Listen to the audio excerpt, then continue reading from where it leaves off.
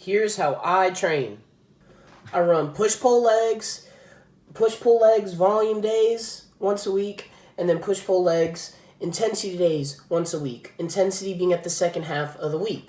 Here's a rough example of what my pull day looks like on the volume version and on the intensity version. As you can see, I do the same exercises, or that's the general template, but the rep ranges are vastly different. The reason I do it this way is because the hypertrophy feeds into the strength days, and the strength days feed into the hypertrophy days, because a bigger muscle is a stronger muscle, but a stronger muscle is also a bigger muscle. What I mean by this is as your working capacity goes up on those volume days, you're able to handle your heavier weights for longer because your muscular endurance goes up. And as you do those heavier weights, you're gonna get stronger, and as you get stronger, you're then able to move up the load on those volume days, which it's an endless cycle. This may lead you to say, well, Hayden, you can't just progressively overload both days over and over. Surely you're going to stall. And you're right. And that's where variations come into play. Say this graph is your squat. You're progressing like normally, and then you stall.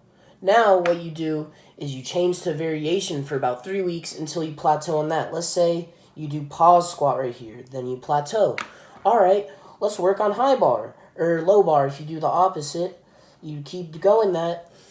And as you do those volume days and intensity days with these variations you're not used to, you tend to get newbie gains, and it's small but important pounds on your total.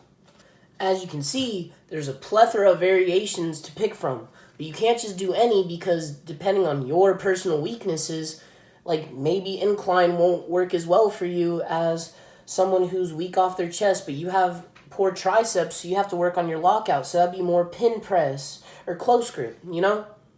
And that's the basic overview of how I train. I really enjoy it. I like those pump days. I like those heavy days. I like working on different variations, seeing what lifts I like, not staying to normal squat bench dead.